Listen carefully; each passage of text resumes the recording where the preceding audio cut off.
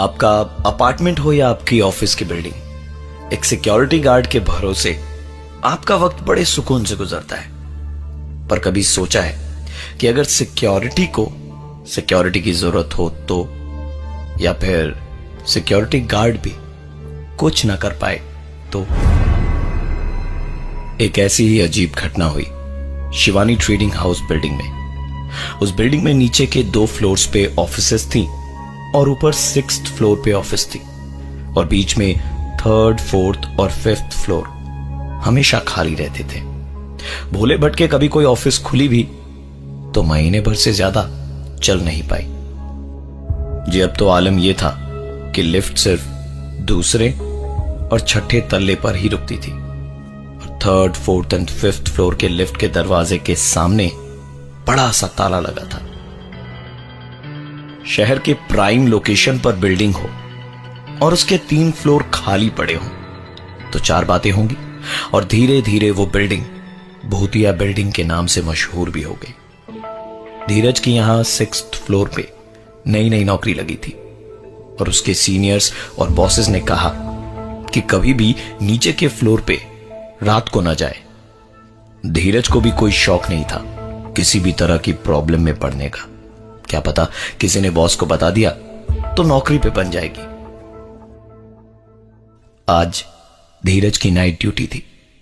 अपनी सीट पे बैठा न्यूज़पेपर पढ़ रहा था कि उसने महसूस किया कि रात को कितनी शांति थी हर तरफ। रह रहकर किसी जाती हुई गाड़ी के हॉर्न की आवाज सुनाई देती। वो अभी पेपर पढ़ ही रहा था कि किसी ने उसका नाम नीचे से पुकारा, धीरज। देर रात इस समय कौन हो सकता है जो उसका नाम पुकार रहा था? ये देखने के लिए धीरज सीढ़ियों से होता हुआ 5वें तल्ले पर गया। लिफ्ट 5th फ्लोर पे रुकी हुई थी, लेकिन इस वक्त आवाज 4th फ्लोर से आई, धीरज। धीरज दौड़ता हुआ 4th फ्लोर में गया तो लिफ्ट भी 5th फ्लोर से 4th फ्लोर में आकर रुकी, और आवाज 3rd फ्लोर से आई, धीरज। इस बार धीरज ने पूरी हिम्मत जुटाई और 3rd फ्लोर पे जा पहुंचा। लिफ्ट के सामने दोनों तरफ 2 दरवाजे थे जिन पर ताला लगा था।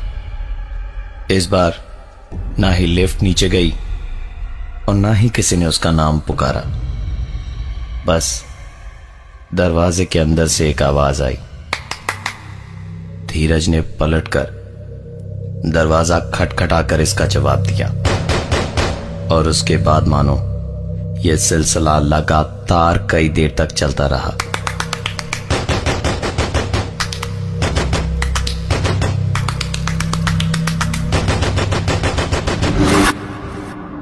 जब चीजें बर्दाश्त से बाहर हो गईं और धीरज को समझ में आने लगा कि कुछ गड़बड़ जरूर है, नहीं तो बंद दरवाजे से ऐसी आवाज कैसे आ सकती है, धीरज ने आफ देखा न ताव सीधा ऊपर की ओर भागा।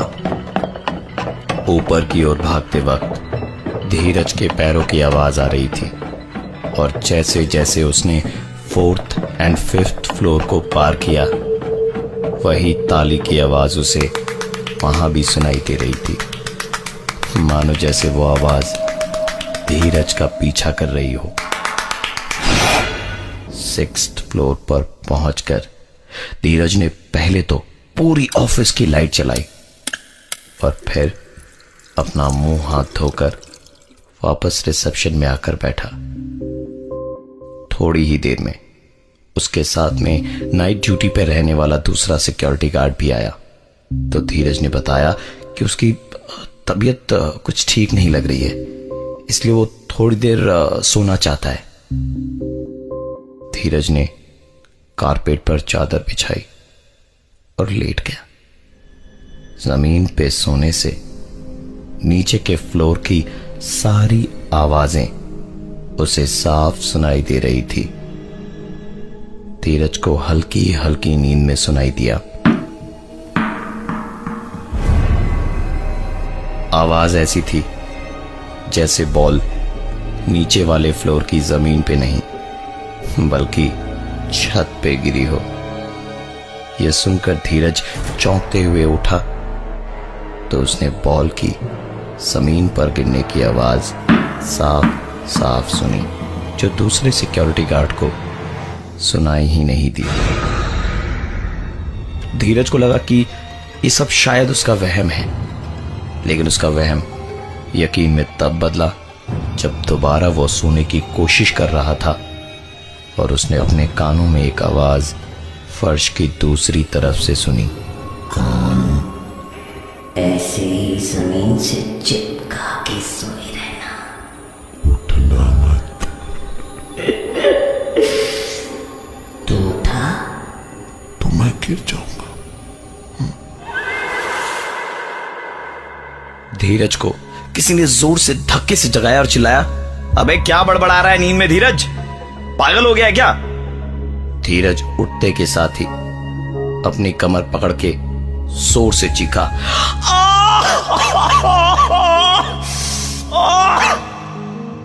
उसे ऐसा दर्द हो रहा था जैसे वो कहीं से गिरा हो और उसे बहुत चोटें आई हो। बड़ी मुश्किल से थोड़ी देर बाद में दर्द कुछ कम हुआ तो धीरज वापस सोने के लिए लेटा। करवट बदलने पे जैसे ही कान जमीन से सटा तो आवाज सुनाई दी, दोबारा कान मत हटाना।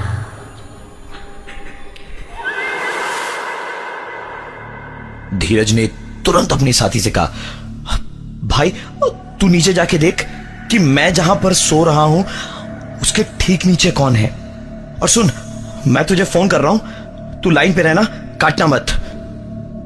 धीरज का साथी नीचे गया और फोन पे कहा, मैं नीचे हूं, केवल से अंदर झांक रहा हूं, लेकिन यहां अंधेरा इतना है कि कुछ दिखाई नहीं दे रहा है। कि ठीक तभी धीरज ने एक आवाज अपने फोन पर सुनी। उसकी चीख के तुरंत बाद ही फोन कट गया। धीरज दौड़कर नीचे गया तो देखा 5वें तल्ले के कमरे का दरवाजा खुला हुआ था। कमरा पूरी तरह से खाली था और अंदर बत्ती जल रही थी। धीरज ने हिम्मत जुटाई और अंदर घुसकर पूरे घर को अच्छे से देखा। उसे कहीं भी उसका दोस्त दिखाई नहीं दिया। जब वो कमरे से बाहर निकल रहा था तब उसकी नजर गई कमरे की छत पर, और वो नजारा देख पहली बार धीरज अंदर तक सहम गया था। छत पर किसी आदमी के हाथ और पैर के निशान थे, कुछ यूं बने हुए थे मानो जैसे कोई वहां चिपका हुआ हो। धीरज ने हड़बड़ी में दरवाजा बंद करने की कोशिश की और उसकी ये कोशिश नाकाम रही, क्योंकि जब वो दरवाजे को बाहर की तरफ खींच रहा था ठीक उसी वक्त कोई ना दिखाई देने वाली ताकत उस दरवाजे को अंदर की तरफ खींच रही थी। धीरज ने काफी देर उस दरवाजे को बंद करने की कोशिश करी और जब परेशान हो गया तो उसके दिमाग में एक उपाय सूझा। उसने तुरंत दरवाजे पर से अपना दबाव छोड़ दिया और ऐसा करते के साथ ही किसी के अंदर गिरने की आवाज आई। धीरज ने तुरंत दरवाजे को बंद किया और कुंडी लगाई ही थी कि अंदर से किसी के दरवाजे को थपथपाने की आवाज वो सुन पा रहा था। यहां जो कोई भी था वो धीरज को दिखाई तो नहीं दिया, पर उसकी उपस्थिति को धीरज ने महसूस जरूर किया था। वो दौड़ता हुआ ऊपर गया और साथ ही वो आवाज भी पीछे से उसके आती रही। वो अपनी ऑफिस के रिसेप्शन में पहुंचा ही था कि रिसेप्शन से अंदर ऑफिस जाने का दरवाजा खोला और उसका साथी नाइट गार्ड बाहर निकला। धीरज उसे देखते के साथ ही चिल्लाया, तुम यहां कैसे? तुम तो नीचे गए थे। सिक्योरिटी गार्ड ने हंसते हुए कहा, लगता है आज तुम ड्यूटी पर दारू पीकर आए हो। मैं पिछले 15 मिनट से अंदर हूं। धीरज की नजर तुरंत अपने फोन पर गई तो लास्ट डायल्ड नंबर उसके घर का था, वो भी 4 घंटे पहले का। ये सारी बातें धीरज को हैरत में डाल रही थी और उसे लग रहा था कि क्यों लोग कहते हैं कि ये बिल्डिंग हॉन्टेड है। परेशान होकर धीरज ने वही किया जो लोग लिटरली फ्रस्ट्रेशन में करते हैं। वैसे तो सिगरेट पीना स्वास्थ्य के लिए हानिकारक होता है, पर धीरज को इसकी लत लगी हुई थी। सीढ़ियों पर जाकर उसने सिगरेट मुंह में डाली ही थी कि अंधेरे में किसी ने उसकी सिगरेट जला दी। मोबाइल की रोशनी में उसने देखने की कोशिश की पर दिखाई कुछ भी नहीं दिया। बस सीढ़ियों से किसी के नीचे भागने की आवाज आई। धीरज जाना तो चाहता था पर उसमें हिम्मत नहीं थी। उसने अपनी सिगरेट तुरंत बुझाई और रिसेप्शन में अंदर आकर इस बार अपने साथी से कहा कि एक बार फर्श पर लेट कर देख, तुझे कोई आवाज सुनाई दे रही है या नहीं। उसके साथी ने वैसा ही किया जैसा धीरज ने कहा, पर उसे कोई भी आवाज सुनाई नहीं दे रही थी। यह सुनकर धीरज की सांस में सांस आई कि शायद ये सब उसका वहम है, और वो दोबारा फर्श पर लेट गया। कान लगाते के साथ ही दूसरी तरफ से आवाज आई, बहुत मुश्किल से दोबारा ऊपर चढ़ा। अब की बार कान हटाया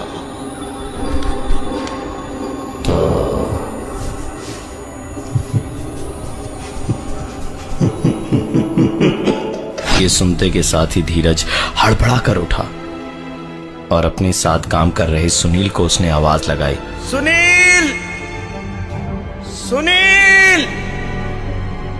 सुनील दौड़ा दौड़ा आया और धीरज से पूछा, क्या हुआ, चिल्ला क्यों रहा है। पर हैरानी की बात यह थी कि धीरज को ना तो अपनी आवाज ना ही सुनील की कही हुई बातें सुनाई दे रही थी।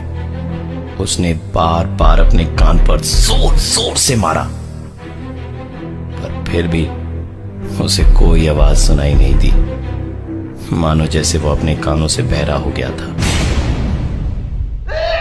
वो पागलों की तरह चीखता रहा पर अपनी आवाज नहीं सुन पाया। तंग आकर वो वहां से भागा और सीढ़ियों के रास्ते जैसे जैसे वो हर एक माले को पार कर रहा था, कमरों के दरवाजे अपने आप खुल रहे थे।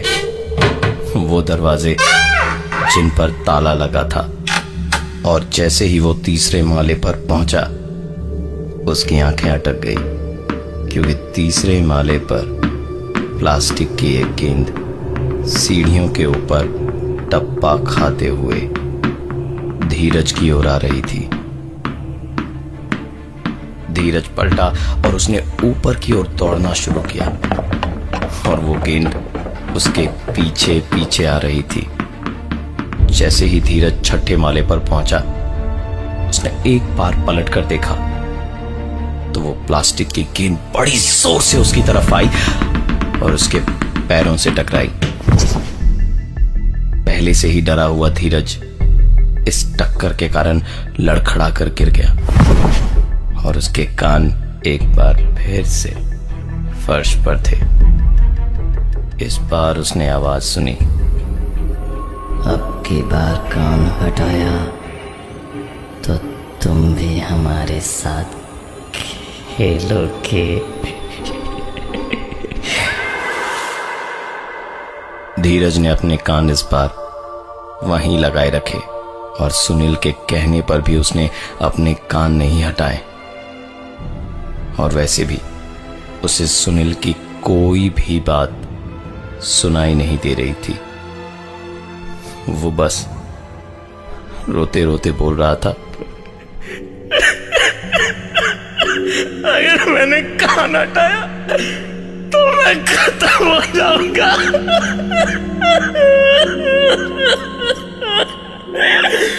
मेरी बहुत बड़ी गलती थी कि मैंने यहाँ जॉब ज्वाइन करी। लोगों ने मना किया था मुझे कि तीसरे, चौथे और पांचवें वाले पर मत जाना, फिर भी मैं गया। रात की सुबह हो गई, पर धीरज वहीं लेटा रहा।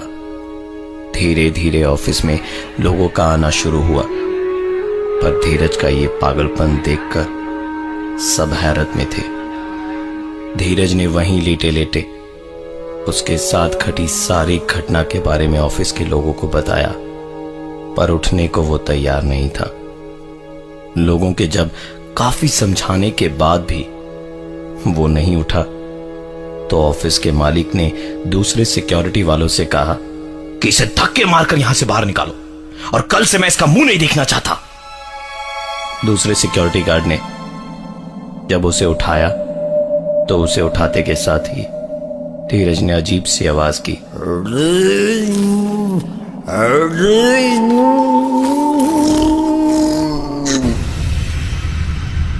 और उसके कुछ देर बाद ही धीरज की सांसें बंद पड़ गई। उसकी मौत एक रहस्य बनी हुई है, जबकि मौत की सच्चाई सबको मालूम है। आज रात सोते वक्त अपने कान फर्श पर मत लगाइएगा, क्या पता कहीं आपको भी कुछ सुनने को मिल जाए।